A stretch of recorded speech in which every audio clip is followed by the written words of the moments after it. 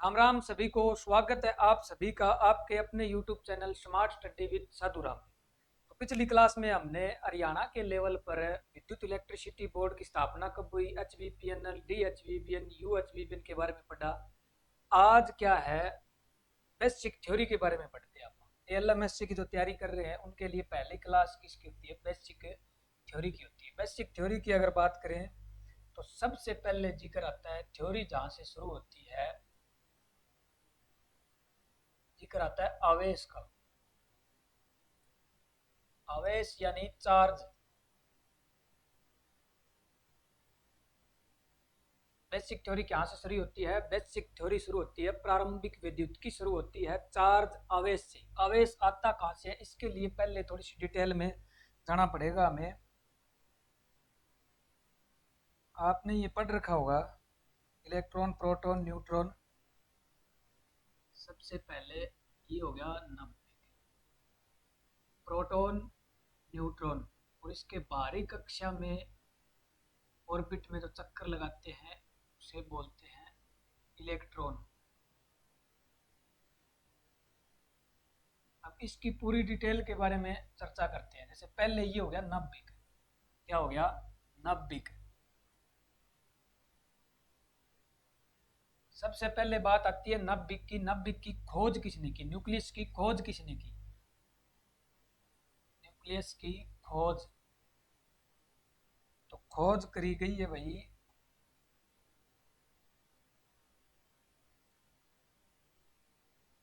New Zealand के scientist Ernest Rutherford के द्वारा। न्यूक्लियस की खोज किसने की? न्यूजीलैंड के वैज्ञानिक अर्नेस्ट रदरफोर्ड ने। कब करी? तो 1911 में। कब करी? 1911 में। किसकी खोज करी है? न्यूक्लियस की, नाभिक की। और नाभिक के अंदर क्या है? प्रोटॉन और न्यूट्रॉन। तो इसके बारे में भी पढ़ते हैं। और बाहर जो कक्षा है या इसे ऑर्बिट बोल सकते हैं, जो इलेक्ट्रॉन घूम रहे हैं, उसके भी बारे में चर्चा करनी पड़ेगी। तो पूरा डिटेल के साथ पढ़ते हैं। तो पहले जिक्र आता है प्रोटॉन का।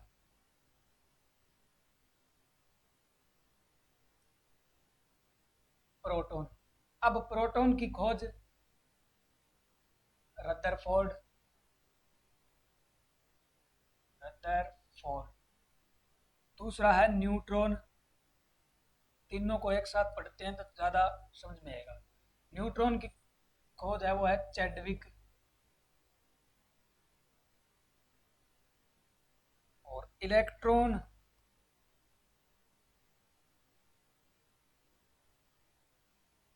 इलेक्ट्रॉन की खोज है जे थॉमसन। अब ये हो गए तीनों। नाभिक। नाभिक के अंदर होते हैं प्रोटॉन और न्यूट्रॉन मौजूद। नाभिक की खोज किसने करी? तो रदरफोर्ड ने। कब करी? 1911 में। कहाँ का था? न्यूजीलैंड का।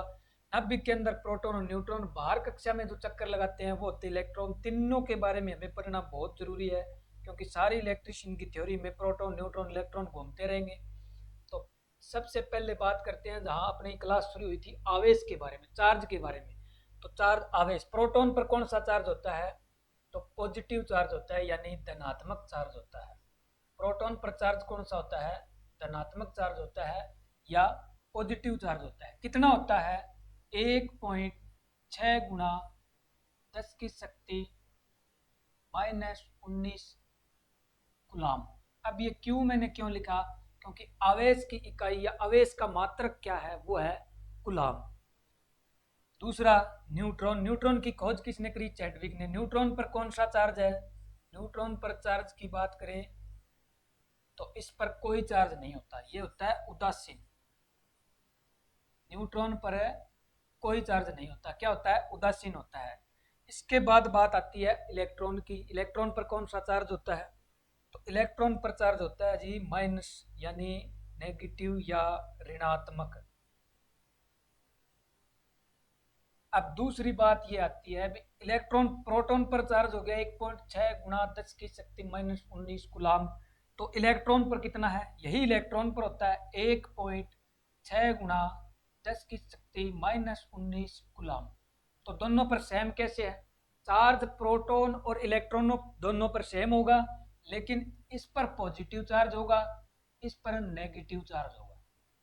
दोनों चार्ज सेम है, लेकिन इस पर पॉजिटिव चार्ज होगा प्रोटॉन पर और इलेक्ट्रॉन पर होगा नेगेटिव चार्ज। अब बात आती है आवेश, पढ़ लिया हमने कितना चार्ज किसका कितना है। इसके बाद बात आती है भी फिर आवेश है क्या चीज, आवेश चीज क्या है, तो इसके बारे में अब मैं पढ़ते हैं। आवेश, आवेश की डेफिनेशन लिखूं मैं तो है वह अदृश्य व्यवस्था। अदृश्य क्यों लिख रखा हूं, कभी आपने आवेश को देखा है? नहीं देखा। वह अदृश्य व्यवस्था या अवस्था जिसके कारण, वह अदृश्य अवस्था जिसके कारण किसी वस्तु पर, जिसके कारण वस्तु पर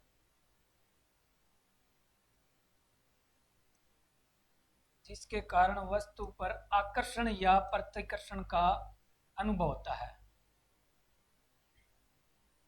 आकर्षण या प्रतिकर्षण का अनुभव होता है।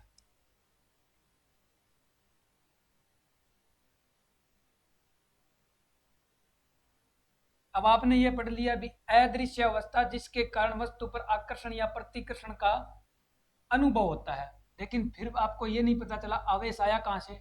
इतना भी पढ़ लिया प्रोटॉन पर 1.6 गुणा 10 की शक्ति -19 कूलम है, लेकिन आया कहाँ से। तो शुरू में जब आप 5वीं 6ठी क्लास में पढ़ते थे तो देखा होगा किसी यार मित्र को चेयर पर बिठाकर पीछे स्पीड से 10 बार या 15 बार या 20 बार तौलिए से बार बार उस पर वार करते थे। बाद में उसको नंगे पांव से या नंगे हाथ से उसको टच किया जाता था तो चटक की आवाज आती थी। वो क्या है, आवेश।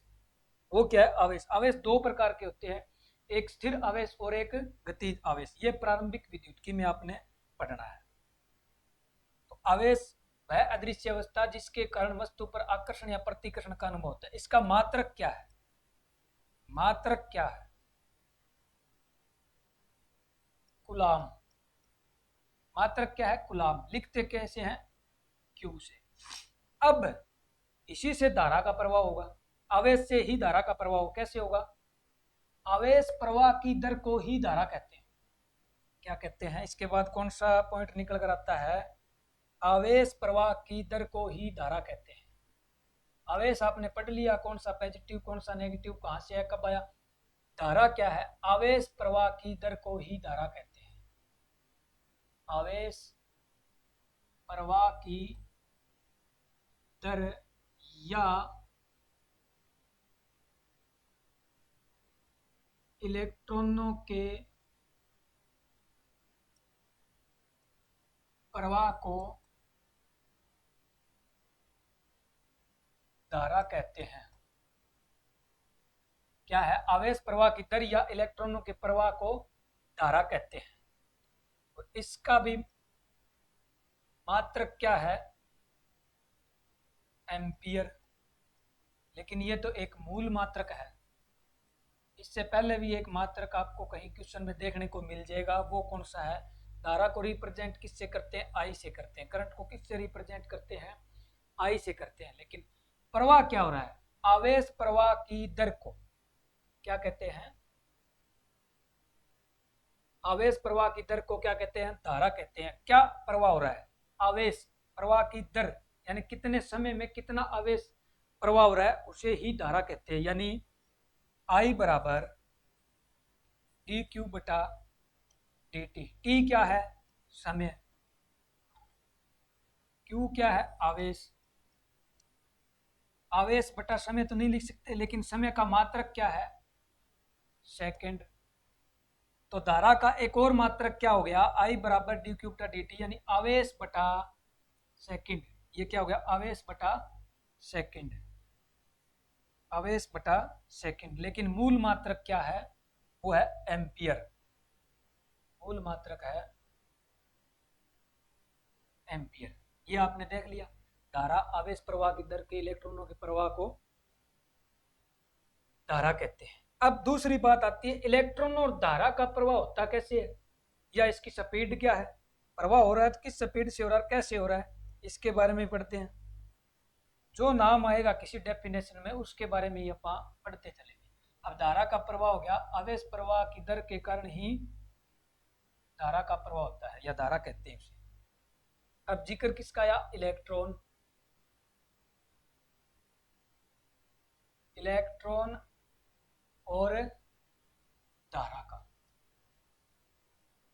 दोनों की प्रवाह का दर क्या है, यानी दोनों की स्पीड क्या है। तो इलेक्ट्रॉन और धारा की दोनों की स्पीड क्या है, सेम है। कितनी है, 3 ×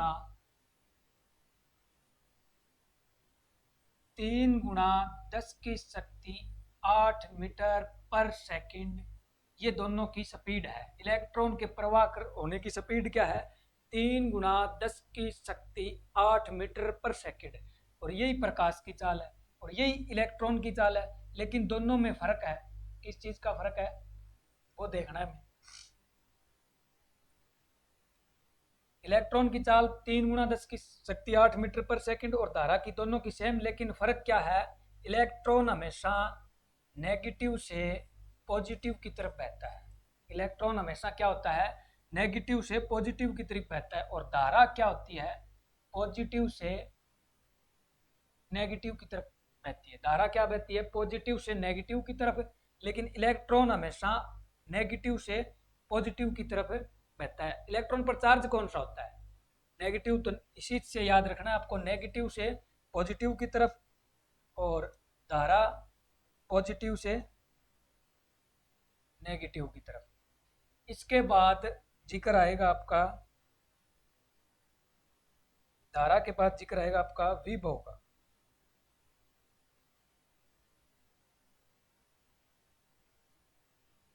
इसका जिक्र आएगा विभव या विद्युत बल रेखाएं। पहले पढ़ लेते हैं विद्युत बल रेखाएं के बारे में। विद्युत, चलो क्षेत्र लिखा गया तो क्षेत्र, विद्युत क्षेत्र तीव्रता,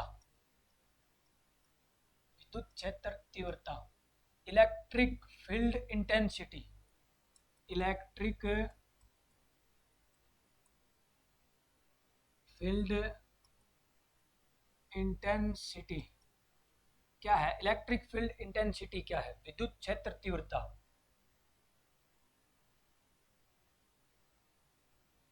इसकी डेफिनेशन लिखते हैं सबसे पहले, इकाई लंबाई में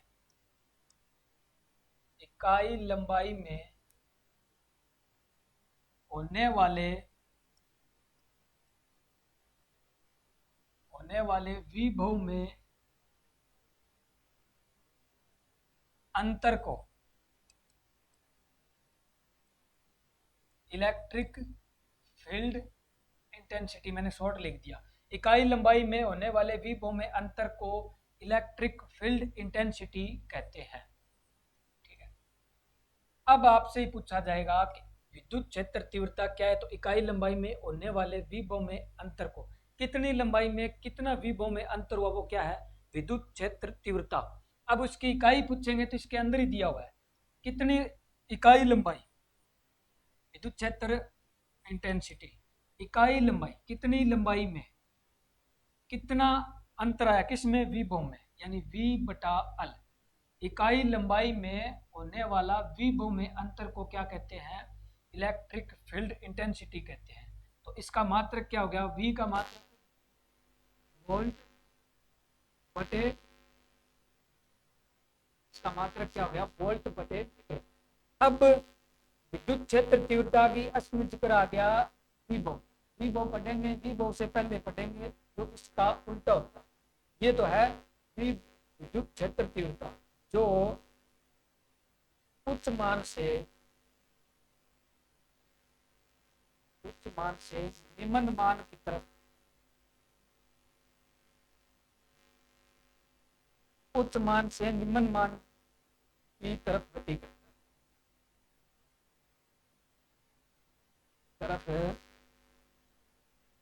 करता है।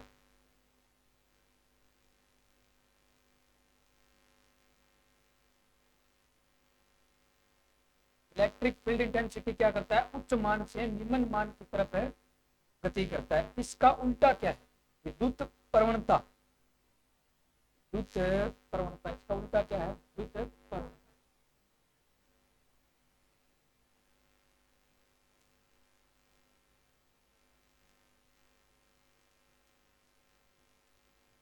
अब ये क्या चीज है, ये है उसका उल्टा। ये तो उच्च मान से निम्न मान की तरफ बहता है, और ये बहता है निम्न मान से उच्च मान, निम्न मान से उच्च मान की तरफ, निम्न मान से उच्च मान की।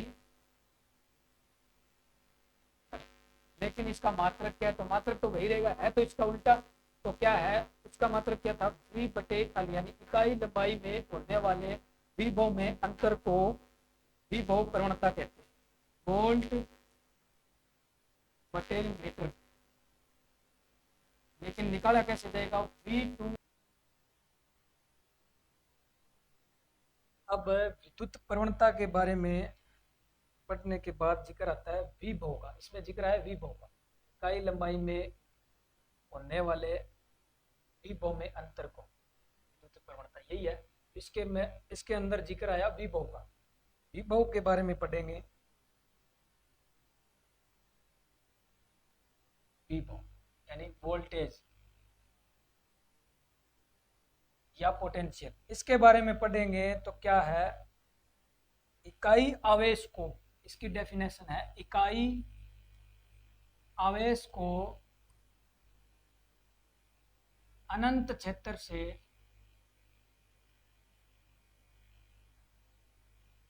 विद्युत क्षेत्र में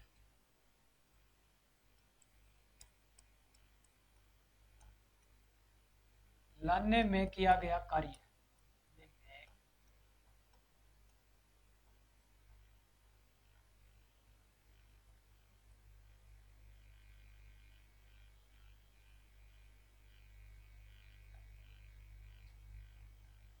विभव किसे कहते हैं, वोल्टेज। इकाई आवेश को अनंत क्षेत्र से विद्युत क्षेत्र में लाने में किया गया कार्य क्या होता है, विभव होता है या वोल्टेज होता है। क्या हुआ इसमें, कार्य हुआ है। क्या हुआ है, कार्य हुआ है। किसको लाने में हुआ है, आवेश को लाने में। किसी आवेश को अनंत क्षेत्र से विद्युत क्षेत्र में लाने में किया गया कार्य क्या कहलाता है, विभव कहलाता है। तो आप ये लिख सकते हैं भी कार्य हुआ है, आवेश को लाने में हुआ है, यानी W/Q किस बराबर, V बराबर विभव बराबर। W का वर्ग कार्य, Q आवेश। तो इसका मात्रक भी आप लिख सकते हैं, कार्य का मात्रक जूल, आवेश का मात्रक कूलाम, और इसकी मूल इकाई जो है वो है वोल्ट। इसकी मूल इकाई क्या है, विभव की, वोल्ट। विभव के बारे में पढ़ लिया, समझ में आया। क्या है, इकाई आवेश को, आवेश को किसी अनंत क्षेत्र से विद्युत क्षेत्र में लाने में किया गया कार्य। हुआ क्या है, कार्य हुआ है, किसको लाने में हुआ है, आवेश को लाने में हुआ है। तो आवेश कार्य हुआ है, जूल है इसका मात्रक, आवेश का मात्रक कूलाम है, और दोनों का मूल मात्रक यानी इसका विभव का मूल मात्रक है वो है वोल्ट। रटने की बात नहीं, सारा कुछ इसके अंदर दिया हुआ है, सारा का सारा। अब बीच में एक बात आई थी, विभव की आगे विभव, इसके बाद आता है विभांतर। ये हो गया विभव, इसके बाद आता है विभांतर। विभांतर पोटेंशियल डिफरेंस,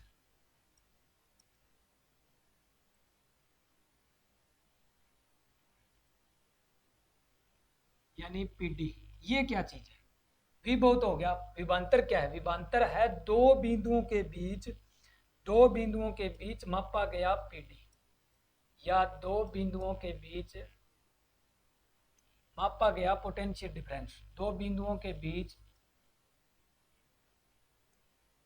मापा गया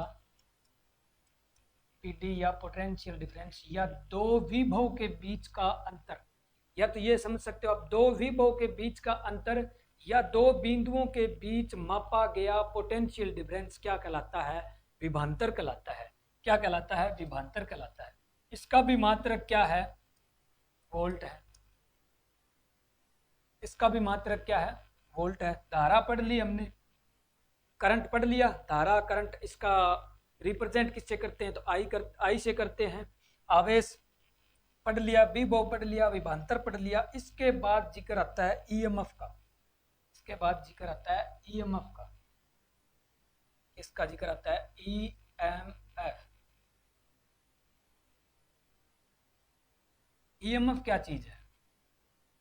इलेक्ट्रोमोटिव फोर्स। इलेक्ट्रोमोटिव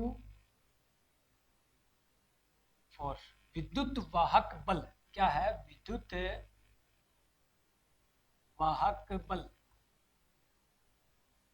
अब इसके नाम के अंदर ही छुपा हुआ है इसकी डेफिनेशन, इलेक्ट्रोमोटिव फोर्स ईएमएफ। और अब ईएमएफ और विभव के बारे में आपको जानकारी होनी चाहिए। विभव आपको पता चल गया। विद्युत वाहक बल, वाहक बल यानी ले जाने वाला। वाहक क्या है? ले जाने वाला। बल कौन सा बल? विद्युत को। तो काम क्या है? विद्युत वाहक बल क्या है? विद्युत को ले जाता है। कौन सा बल ले जाता है? ले जाने वाला वाहक हो गया, बल ये विद्युत। इलेक्ट्रोमोटिव फोर्स यानी इलेक्ट्रॉनों पर लगने वाला बल जिसके कारण धारा का प्रवाह होता है, वह बल जिसके कारण धारा का प्रवाह होता है। और वो लगता किस पर है? इलेक्ट्रॉनों पर, क्योंकि धारा किसके कारण आती है? इलेक्ट्रॉनों के प्रवाह के कारण। तो इसकी डेफिनेशन आप अगर समझें तो इलेक्ट्रॉनों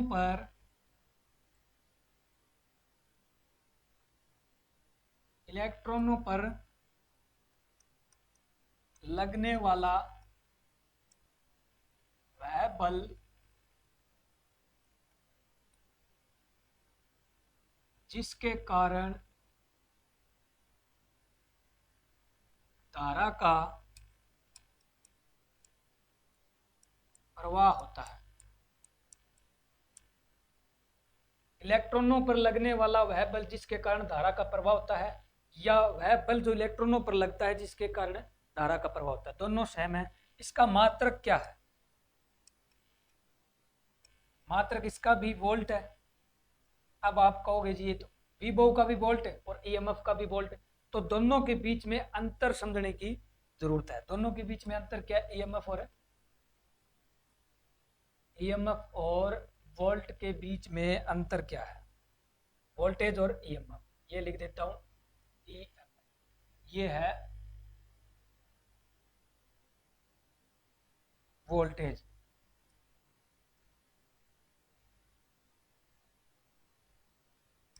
ईएमएफ इलेक्ट्रोमोटिव फोर्स, वोल्टेज, दोनों के बीच अंतर क्या है?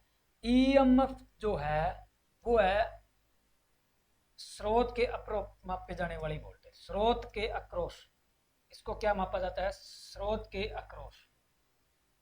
इसको कहाँ मापा जाता है? स्रोत के अक्रॉस। और वोल्टेज को कहाँ मापा जाता है? लोड के अक्रॉस। वोल्टेज को लोड के अक्रॉस मापा जाता है, ईएमएफ को स्रोत के अक्रॉस मापा जाता है। इसकी इकाई भी वोल्ट है, इसकी इकाई भी वोल्ट है। इसको मापने वाला यंत्र या मापाक यंत्र कह सकते हैं आप,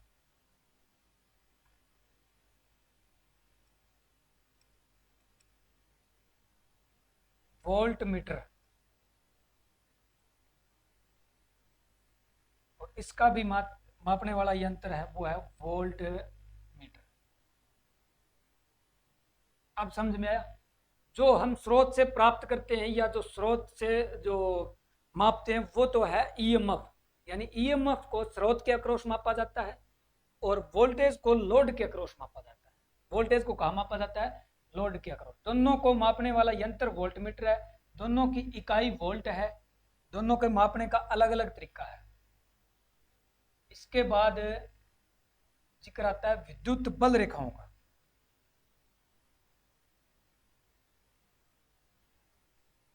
विद्युत बल रेखाएं। एक होता है विद्युत क्षेत्र। पहले इसके बारे में चर्चा करते हैं, विद्युत क्षेत्र के बारे में। वह क्षेत्र जहां तक वह क्षेत्र जहां तक विद्युत बल रेखाओं का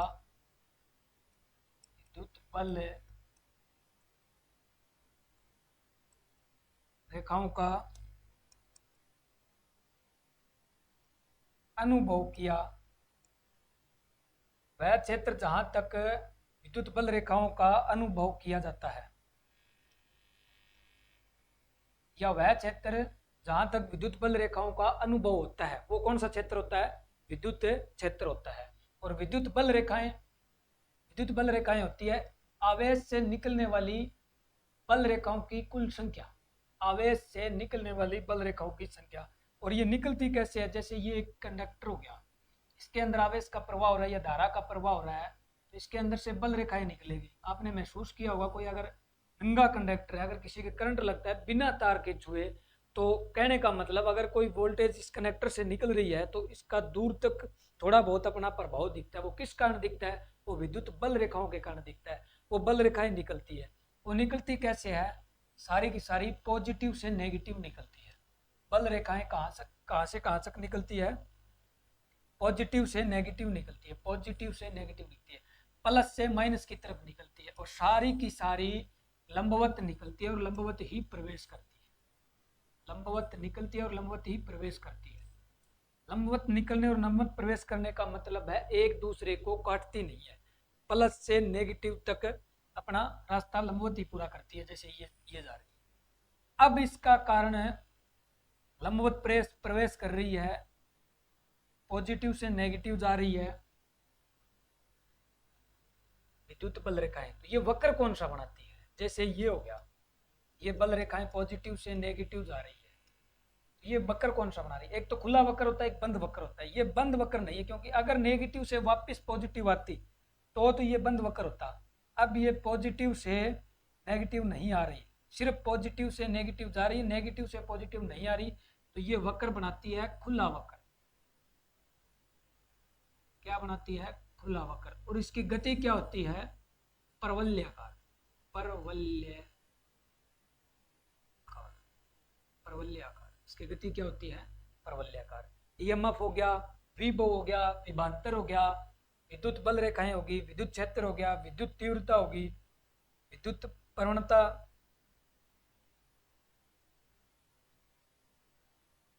इसके बाद विद्युत धारा भी पढ़ ली। अब विद्युत धारा के बीच में मैं एक चीज बताना आपको भूल गया था। जब आपने प्रोटॉन और न्यूट्रॉन और इलेक्ट्रॉन की बात करी थी, इस पे चार्ज की बात करी थी, तो इस पर कोई चार्ज नहीं और इस पर पॉजिटिव चार्ज है। प्रोटॉन पर पॉजिटिव है, इलेक्ट्रॉन पर नेगेटिव है, और न्यूट्रॉन पर कोई चार्ज नहीं है। अब क्या है? जो आपने सुना होगा कंडक्टर, सेमीकंडक्टर और इंसुलेटर। कंडक्टर, सेमीकंडक्टर और इंसुलेटर, चालक पदार्थ या चालक ही कह सकते हैं। एक होता है चालक, एक होता है अर्धचालक, एक होता है कुचालक। अब इसकी जैसे ये हो गया अपना नाभिक, और नाभिक के चारों ओर कौन चक्कर लगा रहे हैं? इलेक्ट्रॉन लगा रहे हैं। इलेक्ट्रॉनों के प्रवाह के कारण क्या होती है? धारा उत्पन्न होती है, और धारा की उत्पन्न हो रही है तभी ये पता चल रहा है कि पदार्थ चालक है या कुचालक है। तो वो कैसे पता करेंगे? जैसे इलेक्ट्रॉन की संख्या बाहरी कक्षा में, नाभिक के बाहरी कक्षा में घूम रहे इलेक्ट्रॉन की संख्या पर यह आधारित होता है कि वह चालक है, अर्धचालक है या कुचालक है। तो न्यूट्रॉन, ये अपना जो नाभिक है, इसके बाहर चक्कर लगा रहे इलेक्ट्रॉन कैसे पता करते हैं कि इसमें विद्युत का प्रवाह होगा या नहीं होगा? पहली बात तो ये इलेक्ट्रॉन जो है, पहली बात तो ये है इलेक्ट्रॉन जो है वो नाभिक से अभिकेंद्रीय बल के कारण बाहर चक्कर लगाते हैं।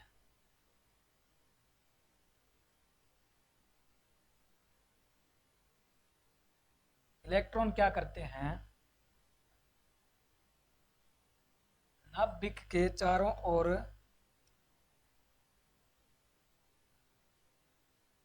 नाभिक के चारों ओर चक्कर लगाते हैं।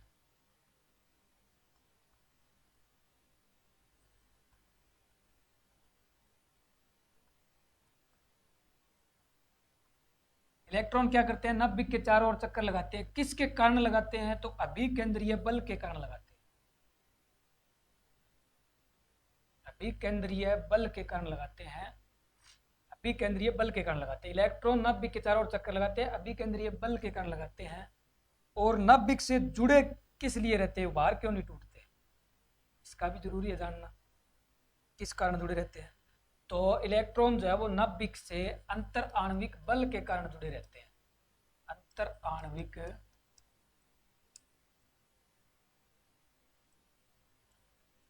इंटरमोलिकुलर फोर्स के कारण जुड़े रहते हैं। अंतर आणविक बल के कारण जुड़े रहते हैं।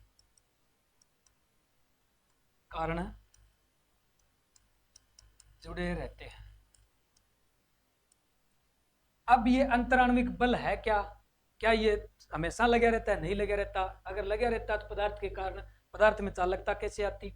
अब इलेक्ट्रॉन जो है वो चालक का कब पता चलता है, जब इलेक्ट्रॉन नाभिक के चारों ओर चक्कर लगा रहे हैं और अंतर आणविक बल टूट जाता है तो पदार्थ में चालकता आ जाती है। क्या जाती है चालकता, कब आती है, जब अंतर आणविक बल टूट जाता है तो पदार्थ में चालकता आ जाती है। और चालकता पहचानने का इलेक्ट्रॉनों से क्या संबंध है, अब उसके बारे में पढ़ते हैं आप, जो ऊपर मैंने लिखा था। अब ये देखो, टूट कर क्या है, आपने सुना होगा मुक्त इलेक्ट्रॉनों के कारण पदार्थ में चालकता आती है। अब वो ये है, वो मुक्त इलेक्ट्रॉन। मुक्त इलेक्ट्रॉन हुए किसके कारण, अंतर आणविक बल के कारण, इंटरमोलिकुलर फोर्स के कारण हुए। कब हुए, टूटने के बाद बाहरी कक्षा में इलेक्ट्रॉन, अगर बाहरी कक्षा में इलेक्ट्रॉन 1 2 3 है, बाहरी कक्षा में इलेक्ट्रॉन 1 2 3 है, अगर बाहरी कक्षा में इलेक्ट्रॉन 1 2 3 की संख्या में है तो वह पदार्थ चालक है। अगर बाहरी कक्षा में इलेक्ट्रॉन 4 है तो वो अर्धचालक है, यानी सेमीकंडक्टर है। कंडक्टर कब है, जब 1 2 3 बाहरी कक्षा में इलेक्ट्रॉन है। अगर बाहरी कक्षा में इलेक्ट्रॉन 4 है तो वो है सेमीकंडक्टर। और कुचालक कब है, जब बाहरी कक्षा में इलेक्ट्रॉन की संख्या 4 से ऊपर है। 4 से ऊपर है इलेक्ट्रॉनों की संख्या बाहरी कक्षा में तो कुचालक, 4 है तो अर्धचालक, 1 2 3 है तो चालक। तो चालक कुचालक किस कारण हुए, क्यों हुए, ये आपको पता चल गया। विभव फलक, विभव विभवांतर, ये भी आपको पता चल गया। धारा का पता चल गया, धारा को मैंने बता दिया। धारा और इलेक्ट्रॉन की स्पीड है वो सेम होती है। धारा और इलेक्ट्रॉन की स्पीड सेम होती है। धारा और इलेक्ट्रॉन की गति है वो सेम होती है। कितनी होती है, 3 × 10⁸ मीटर पर सेकंड। लेकिन ये क्या है, ये तो प्लस से माइनस की तरफ गति करता है, और ये है माइनस से प्लस की तरफ है गति करता है। दोनों के बीच फर्क ये है, इलेक्ट्रॉन आवेश प्रवाह की दर को इलेक्ट्रॉनों के प्रवाह या आवेश प्रवाह की दर को धारा कहते हैं। इलेक्ट्रॉनों के प्रवाह की दर के कारण ही धारा का प्रवाह होता है। इसके बाद क्या है, इसके बाद जिक्र आता है अपना विद्युत आवेश का। आवेश पढ़ लिया आपने, विभव पढ़ लिया, विभवांतर पढ़ लिया, शायद बेसिक थ्योरी है वो लगभग हो चुकी है आपकी। पहला जो चैप्टर है बेसिक थ्योरी का वो लगभग हो चुका है। अगर कुछ रहता है तो मैं आगे की क्लास में आपको करवाऊंगा। आज के लिए बस इतना ही। आप इससे बढ़िया से बढ़िया वीडियो पाने के लिए YouTube channel smart study with Sadhu Ram से जुड़े रहें। आपके लिए बेहतरीन से बेहतरीन वीडियो लेकर आएंगे। थोड़ा बहुत बताने में थोड़ी सी हिचकिचाहट हो सकती है क्योंकि 1 2 वीडियो ही बनाई गई है, वरना कंटेंट आपको बेहतरीन से बेहतरीन दिया जाएगा। तो मेरे हिसाब से तो हो गया।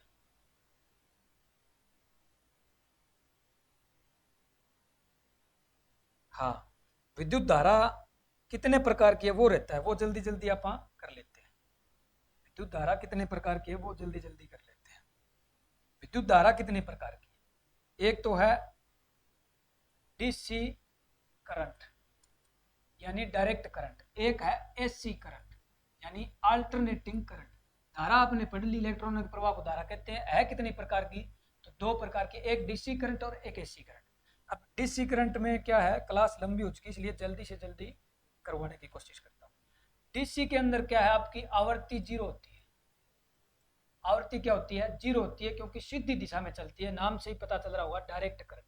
अल्टरनेटिंग करंट में क्या है, आपकी आवृत्ति अपने भारत में 50 मानी जाती है, प्लस माइनस में इसका 3% का अंतर आता रहता है। अगर इससे कम ज्यादा होता है तो इस पर कार्रवाई हो सकती है, जिससे अपना कंपनियों से जो अपनी वोल्टेज आ रही है। तो हर्ट्ज क्या है, आवृत्ति का मात्रक है। आवृत्ति का मात्रक क्या है, हर्ट्ज। आवृत्ति का मात्रक क्या है, हर्ट्ज। डीसी करंट हमने पढ़ लिया। इसके बाद डीसी और एसी में अंतर पढ़ रहे हैं अपन, दो भागों में बांटा गया एसी और डीसी को। इसके बाद क्या है, क्या डीसी को संचित किया जा सकता है, बिल्कुल किया जा सकता है। डीसी को संचित किया जा सकता है। संचित क्या है, एकत्रित किया जा सकता है। कहाँ देखा आपने, बैटरियों में देखा होगा। बैटरियों में क्या है, डीसी है, 12 volt, 24 volt, 8 volt, 6 volt, 9 volt, 3 volt. तो बैटरियों में जो धारा संचित होती है या वोल्टेज होती है वो डीसी डायरेक्ट करंट होती है। एसी को संचित नहीं किया जा सकता। एसी को संचित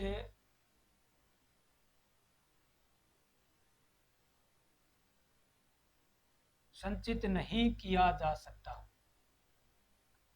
संचित नहीं किया जा सकता। एसी को संचित नहीं किया जा सकता और डीसी को किया जा सकता है। इसके बाद अगला जो है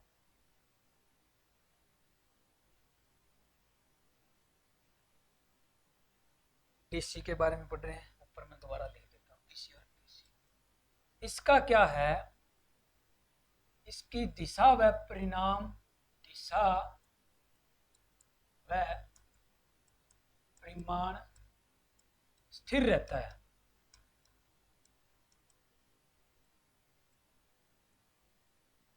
और इसका समय समय पर बदलता रहता है। एसी का दिशा व परिमाण समय समय पर बदलता रहता है।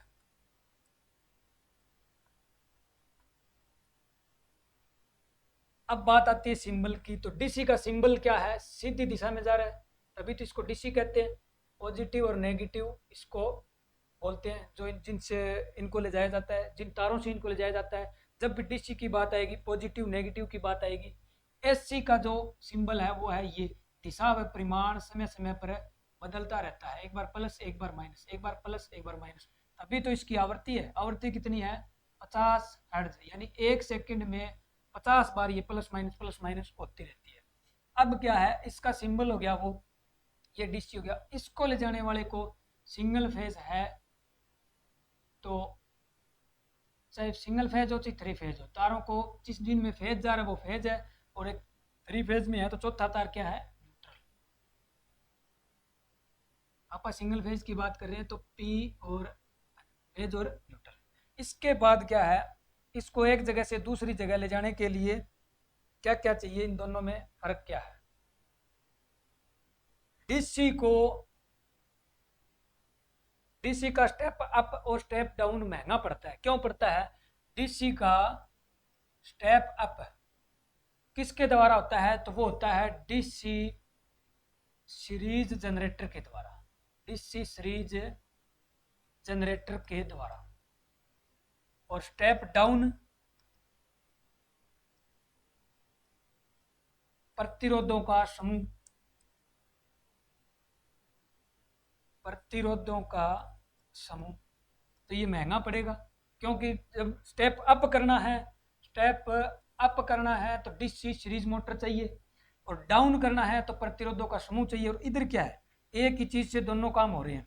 इस साइड क्या है, एक ही चीज से दोनों काम हो रहे हैं। कहाँ पर, एसी में एक ही चीज से दोनों काम हो रहे हैं। क्या हो रहे हैं, जब स्टेप अप करना है तो भी ट्रांसफार्मर की मदद से होगा, अगर स्टेप डाउन करना है तो भी ट्रांसफार्मर की मदद से ही होगा।